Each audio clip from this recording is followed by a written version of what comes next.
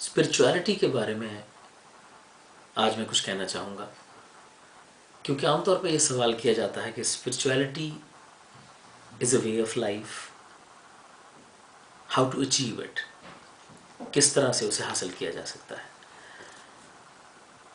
अपना एक एक्सपीरियंस बताना चाहूँगा कि स्टेज शोज़ के सिलसिले में इंडिया से बाहर जाने का मौका मिलता रहता है। एक बार ऐसे ही किसी स्टेज शोज़ के लिए मैं जब न्यूयॉर्क पहुंचा तो वहाँ एक जर्नलिस्ट इंटरव्यू करने के लिए आए। उसी होटल में हम लोग बैठे बातचीत कर रहे थे और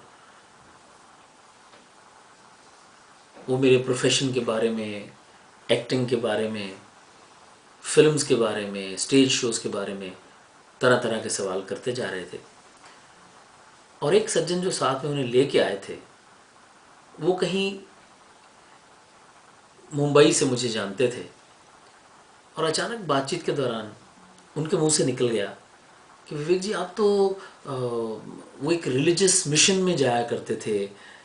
मैंने कहा जी बिल्कुल, वो तो मैं अभी भी जाता हूँ, मेरी ज़िंदगी।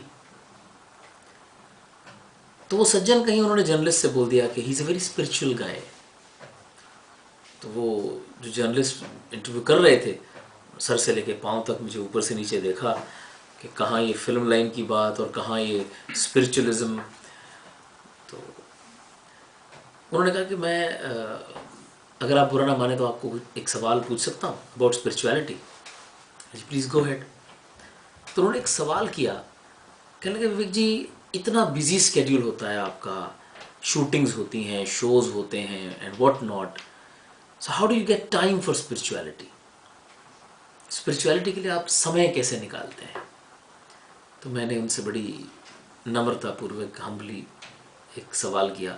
मैंने कहा sir how do you get time to breathe? सांस लेने के लिए आप समय कैसे निकालते हैं? तो हंसने लगे, कहने लगे समय सांस लेने के लिए अलग से तो निकालना नहीं पड़ता, उठते बैठते सोते जागते आदमी सांस ले सकता है। तो मैंने उनसे रिक्वेस्ट की, विनती करी कि ठीक इसी तरह स्पिरिचुअलिटी के लिए, आध्यात्मिकता के लिए भी समय अलग से नहीं निकालना पड़ता। ये ज़िंदगी जीने का एक ढंग है, this is way of life.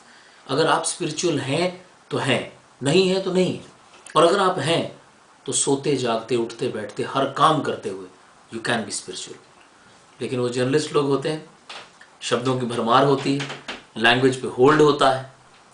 कहने लगे can I reframe my sentence, my question, दोबारा से किसी और ढंग से पूछना चाहता हूँ। मैंने कहा जी पूछिए। बोले आपने एक मिशनरी बात कही थी, आपने मिशन का भी जिक्र किया था। मैंने कहा जी बिल्कुल, निरंकारी मिशन की बात की थी। तो कहने लगे विवेक जी फिर मैं ये पूछना चाहता हूँ कि मिशन का काम करने के लिए तो समय की ज़रूरत पड़ती होगी, तो उसके लिए आप समय कब निकालते हैं फॉर योर मिशनरी एक्टिविटीज़? तो मैंने उनसे रिक्वेस्ट की कि साहब अभी पिछले आधे पौने घंटे से आप मुझे इंटरव्यू कर रहे हैं और उसके बीच में आपने 3-4 बार मुझे एक बात कही कि आपको मेरे से मिलकर बहुत अच्छा लगा। कहने लगा यस आई मीन इट, क्योंकि उस इंटरव्यू के दौरान 3-4 बार उनके मुंह से बेसाख्ता ये बात निकली थी कि आपसे मिलकर विवेक जी बहुत अच्छा लग रहा है। तो मैंने कहा साहब वाकई आपको मेरे से मिलकर अच्छा लग रहा है? कहने लगे बिल्कुल, मुझे आपसे मिलकर बहुत अच्छा लग रहा है। तो मैंने कहा जी मेरे मिशन का काम हो गया। मेरे मिशन की मुझसे सिर्फ एक्सपेक्टेशन इतनी है, मेरे बाबा जी की मेरे से सिर्फ इतनी ही उम्मीद है कि जो कोई भी मुझे मिले उसे मुझसे मिलकर अच्छा लगे।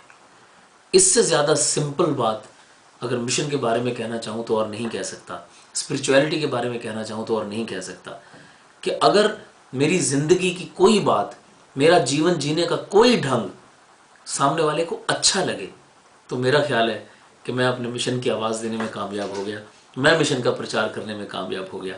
तो आइए हम कोशिश करें कि हमारी ज़िंदगी ऐसी हो जाए, हमारा जीवन ऐसा हो जाए कि जिससे हम एक दूसरे के साथ मिलके बाबा जी का प्रचार ज़बानी ना करें, जीवन से कर्म से कर सकें।